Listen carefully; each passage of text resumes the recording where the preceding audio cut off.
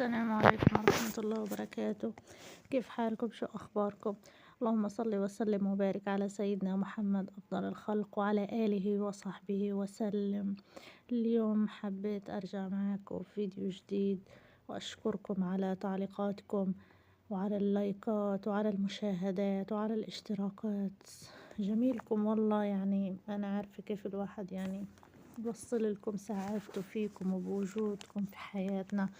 بارك الله فيكم جميعا في ميزان حسناتكم يا رب العالمين. اليوم حبيت أدردش معكم وأنا قاعدة بعمل الشكشوكة أو قلاية البندورة، وحبيت أحكي عن الوضع البشع، أنا آسفة إني بحكي هيك، وهو الموت والذل اللي صار عليه الناس، حاجتهم للأكل والشرب والخيمة والحمام وشحن الجوالات وبطارية الإضاءة والعلاج والحطب والغاز والمواعين والملابس وخصوصيات النساء، كل شيء له علاقة بالبقاء على العيش. احنا ما بنقول الحياة هذه أو وصلنا فيها هذا المستوى المنحط أبشع من مليون تخيل. يعني تخيل إنه موت متجدد يوميا يوميا يلازمنا من الصحة يعني من ساعة الواحد ما يصحى حتى يعني لما ينام، اللي هو الموتى المؤقتة، منتظرين أي خبر يشرح صدورنا. احنا بنتصنع أو بنحكي إنه في عنا مظاهر فرح، ما في عنا مظاهر فرح، كلها أصبحت حزن وألم. وأهل غزة صارت حياتهم صعبة، ميتة للغاية. الجوع سيطر على المكان والحزن يعني صار لا يفارقنا بكل الأيام. رمضان يعني على الأبواب، وما حيكون زي كل سنة في مسحراتي اللي كان يصحينا على الفجر، ولا في زينة رمضان، ولا أجواء المسجد العمري، ولا في سوق الزاوية، ولا أجواء البلد القديمة، ولا زيارات الناس صلة الرحم لبعض. لكن حيكون في معلبات الفول والفاصوليا والحمص والحلاوة، حناكلهم بالخيمة أو بالغرفة الصغيرة اللي فرحنا إنه لقيناها. صح، حيكون في تمر مساعدات، والحمد لله يعني عن النعمة. الواحد ما بيقدر يعني يتبطر أو يحكي أي إشي، المهم يوصلوا لأي حل ينهوا هذه الإبادة وهذه المجازر بحق الناس والأبرياء اللي ملهاش أي ذنب. هنا وصلت معكم آخر إشي في الشكشوكة، طبعا كلكم بتعرفوها. وكمان عملت جنبها أكلة الزهرة أو الأرنبيط. في ناس بيحكوا زهرة، في ناس بيحكوا أرنبيط، في ناس بحبوها طبيخ بصلصة، وفي ناس بحبوها عجة، يعني كل واحد وذوقه. طبعا لازم نسلق الزهرة قبل ما نستعملها. عملتها بطريقتين، عملتها طبيخ بصلصة وعملتها عجة.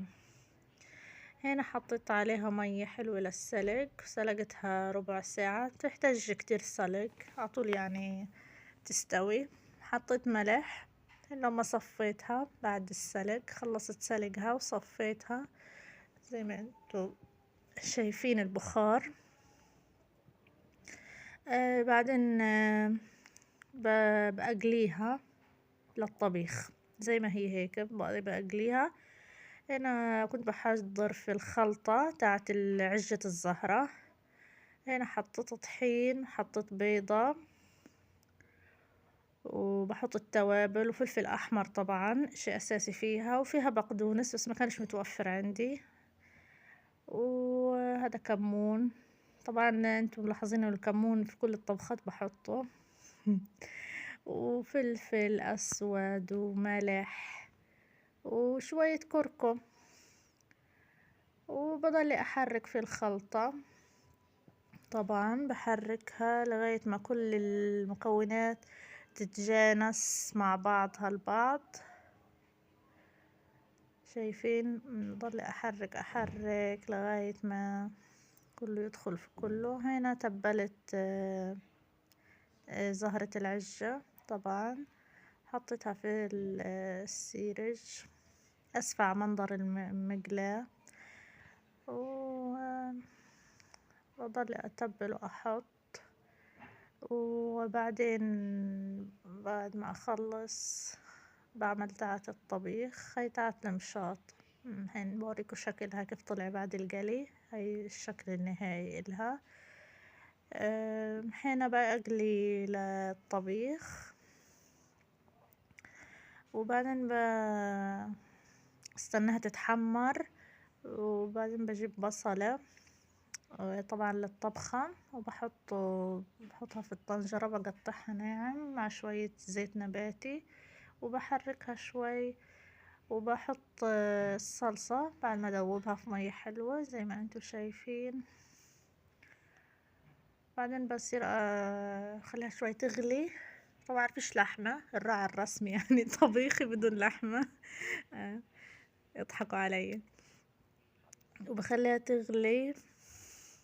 وبحط توابل، طبعا حفظت التوابل توابلي.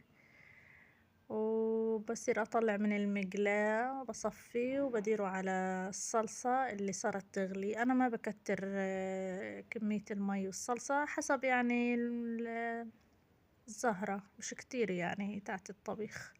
فيها حمص كمان بس ما حطيتش، مكانش عندي متوفر. وهي طبعا هيك مستوية لأنه الصلصة غلت، وهي مقلية ومسلوقة. وخليها شوي تغلي فيها وبطفي عليها النار. وبعدين بوري هنا الشكل النهائي للزهرة المقلية المشاط، ولا نوعين يعني شكلين قصدي. هيك. ولا طبيخ الزهرة. وشكرا لكم على تواجدكم في حياتنا، وربنا يسخركم كمان وكمان. يمكن سمعتوا الصوت. بارك الله فيكم. شكرا لمتابعتكم إلي. مع السلامة.